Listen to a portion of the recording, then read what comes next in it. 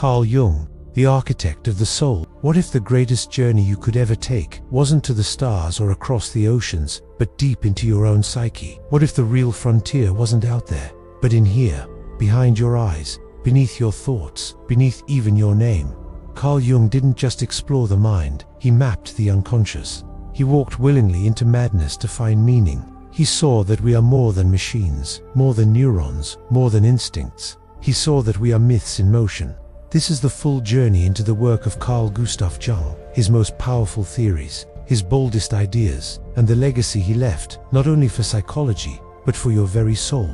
Part I, the man who looked inward. Carl Gustav Jung was born in 1875 in Bayerswell, a sleepy village by Lake Constance in Switzerland. From the very beginning, Jung's life straddled two worlds. His father, a reformed pastor, represented logic, dogma, and the diminishing power of traditional Christianity. His mother, by contrast, was deeply intuitive, prone to mood swings, and believed in the presence of spirits. She spent long nights in a separate room, talking to unseen forces. For young Carl, this early exposure to mystery and duality left an indelible mark. He grew up withdrawn and introverted, often lost in deep thought. He sensed that life was not just what appeared on the surface. By the time he entered medical school at the University of Basel, his fascination with the hidden forces of the psyche had already taken root. He studied psychiatry under Eugene Bleuler at the Berg-Holzli Clinic in Zurich, where he was introduced to the unconscious mind, dreams, and early psychoanalytic thought. It was here that Jung first used word association tests, a method he used to expose complexes, emotionally charged groups of ideas buried in the unconscious.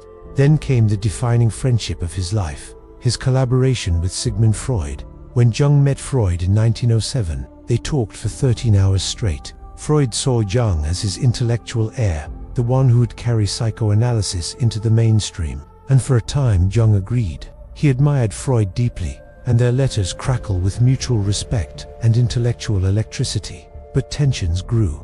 Freud believed the core of all neurosis was repressed sexuality. Jung disagreed. He saw libido not just as sexual energy, but as psychic energy, a force of life itself. Freud was a reductionist. Jung was a spiritualist. Their break was painful and public, and Jung fell into a psychological crisis that lasted for years.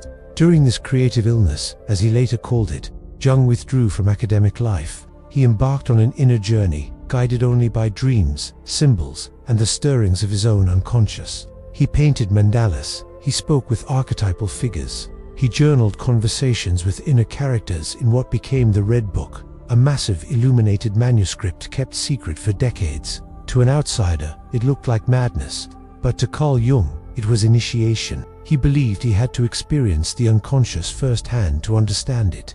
And from this dark period emerged his greatest contributions.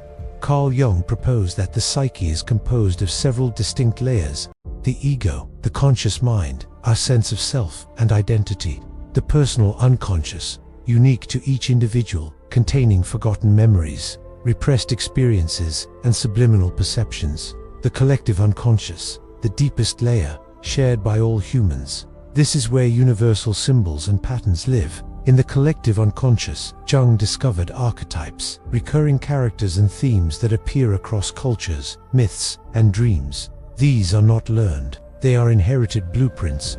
Think of the hero, the mother, the shadow, the wise old man, the trickster. They are psychological instincts that shape how we perceive the world and ourselves. Jung called this journey through the unconscious individuation, the process of becoming your truest self. But this journey is not comfortable. It is a descent into what you fear, a confrontation with what you reject, and at its end is integration, a soul made whole. Part 2. The shadow and the self. If you want to understand yourself, truly understand yourself, not just the parts you like, not just the identity you perform, you must meet your shadow. Carl Jung's concept of the shadow is one of the most profound and unsettling ideas in psychology. The shadow is everything in you that you do not want to acknowledge. It is the aggression you deny, the envy you repress, the desires you feel ashamed of, the fears you hide from even yourself. But the shadow is not evil. It is neutral, primal, raw, unrefined. It is pure psychic energy, and it is part of you. From a young age, society teaches you what is acceptable and what is not. You learn to present a version of yourself that others approve of. This becomes your persona. But what happens to the parts of you that don't fit? They are exiled to the unconscious. They become the shadow. But the shadow doesn't stay hidden. It leaks out. It projects. You see it in the people you dislike for no clear reason. You see it in your irrational overreactions. You see it in your compulsions, your prejudices, your nightmares. Jung said, "One does not become enlightened by imagining figures of light, but by making the darkness conscious." Facing your shadow is not about judgment.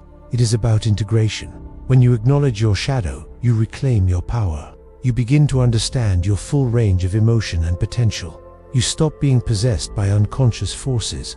Jung warned that if you ignore your shadow, it will control you. It becomes a hidden master, manipulating your decisions, sabotaging your goals, distorting your relationships. He saw entire societies fall victim to the collective shadow, in nationalism, in war, in ideological extremism. To do shadow work is to become responsible for your own darkness. But there is more.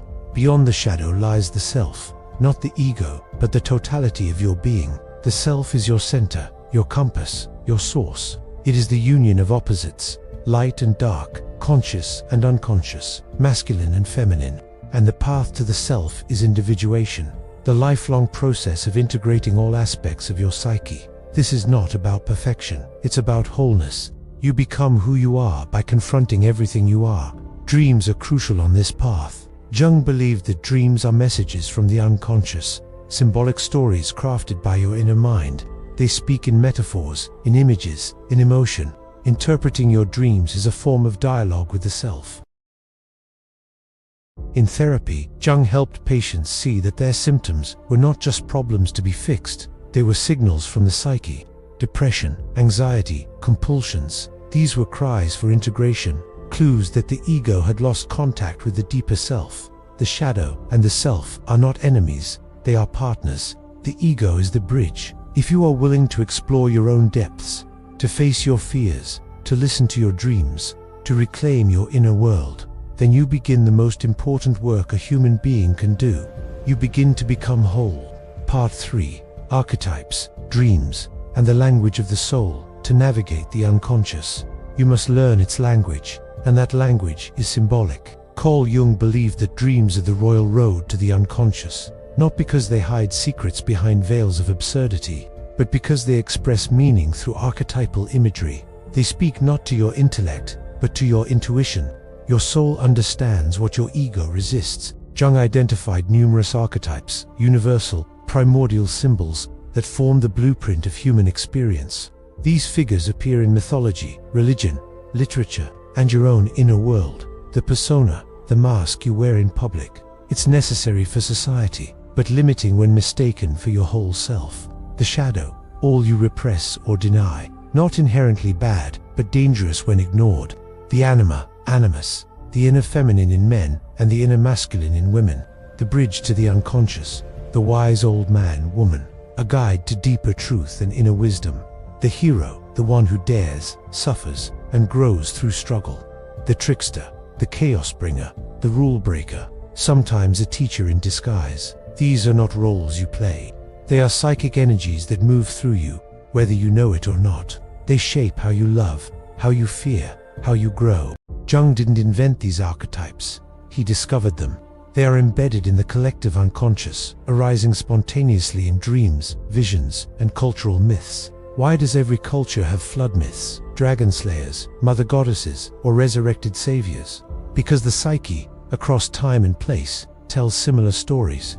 And dreams, Jung taught, are mythologies of the individual. They are your psyche telling your story, what you're missing, what you're avoiding, where you're meant to go. To work with dreams is to participate in your own evolution. Dream interpretation, in Jungian therapy, is not about decoding symbols into fixed meanings. It's about active engagement. What does the dream evoke in you? What archetype is present? What does your unconscious want you to see? Jung often used a technique called active imagination, where the patient would enter into a dialogue with dream figures or symbols. By personifying and interacting with them, the unconscious was invited into conscious life. This was not fantasy. It was psychological alchemy. Alchemy itself fascinated Jung. To most, it's a primitive science of turning base metals into gold, but to Jung, it was symbolic of individuation. The alchemist's lab was the psyche.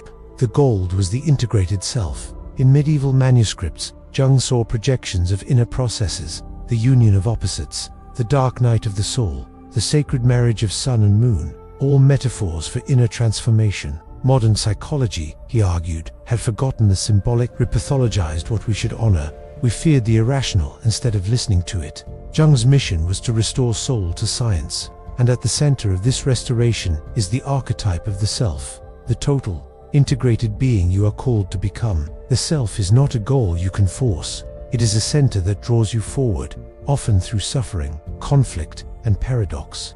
Archetypes, dreams, symbols, they are not decoration. They are navigation. They show you who you are becoming. Part 4. Psyche, Spirit, and the Future of Humanity. Carl Jung didn't just develop a theory of the mind, he developed a theory of existence. To him, psychology wasn't merely about curing disorders. It was a path to spiritual maturity, a means of reclaiming the sacred dimension of life in a disenchanted world. He was adamant that modern society had lost its connection to meaning. Science, for all its brilliance, had desouled the world. Religion, once the domain of the mystery and myth, had ossified into dogma. Jung's psychology was not a substitute for faith, but a bridge to the numinous, the mysterium tremendum that lives at the heart of every genuine spiritual experience. He introduced a concept rare in psychology, the numinous, a feeling of the presence of something greater than the ego, something sacred. In dreams, symbols, synchronicities, he saw the movement of the divine within the human. Synchronicity, one of Jung's most provocative ideas, is the notion that there are meaningful coincidences that cannot be explained by cause and effect. A dream of a scarab beetle, followed by a patient witnessing the real insect at the exact moment of therapy. Such experiences pointed to a causal connecting principle between psyche and matter. Jung believed this was evidence that the inner and outer worlds were not truly separate. The universe, he suggested, is symbolic. Modern physics resonated with this insight. Jung collaborated with Wolfgang Pauli, a Nobel Prize-winning physicist, on the parallels between quantum theory and the structure of the psyche. Both the mind and the cosmos, it seemed, were built on uncertainty, paradox, and invisible patterns. Jung saw human history as a drama of archetypes, a collective individuation. He feared the rise of totalitarianism, of groupthink, of technology devoid of wisdom. Where wisdom reigns, he wrote, there is no conflict between thinking and feeling. But our age had become lopsided, overly rational, cut off from the unconscious. He foresaw a time when artificiality and alienation would drive modern people to existential despair. The solution wasn't found in a return to the past, nor in escapism. It lay in the inner revolution, the confrontation with the self. For Jung, the evolution of humanity hinged on the inner work of individuals.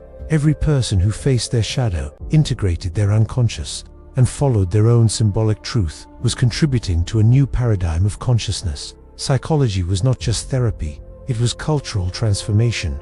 This is why Jung was so deeply drawn to myths, alchemy, Eastern religions, and esotericism. He believed that wisdom traditions, when understood symbolically rather than literally, were maps of the psyche. The Buddha under the Bodhi tree, Christ on the cross, the alchemical marriage, these were all reflections of the inner path. He described this spiritual evolution as a return to the center, not a regression, but a transcendence. The more you understand your depths, the more you transcend your surface. The more you accept your shadow, the more your light emerges. Jung's psychology culminates in paradox. You are not who you think you are, but by confronting what you are not, you discover who you are. The goal is not perfection, it is wholeness. And wholeness is not found by escaping life, but by entering it fully, consciously, symbolically. In today's world, Jung's ideas matter more than ever. In a culture obsessed with image, he reminds us of the shadow. In a world of distraction, he teaches introspection. In the noise of social media, he invites you to listen to your dreams. When governments manipulate, when ideologies dominate, when the outer world becomes too much, Jung tells you to go inward, to explore your myth, to live your symbolic truth, because the unconscious is not just a repository of fear and trauma. It is the womb of the soul. It is the forge of creativity. It is where God whispers in images. Carl Jung left us with a challenge, not just to think differently, but to live symbolically, to see in our pain the possibility of transformation, to meet our darkness not with shame, but with curiosity, to dream with intention, to walk the path of individuation, not as a theory, but as a way of being. If you dare to take this path, you will lose your illusions. You will shed the masks. You will feel, at times, completely lost. But at the center, beyond fear, beyond ego, beyond language, you will meet yourself. And in that moment, you will know the journey was never outward. It was always inward.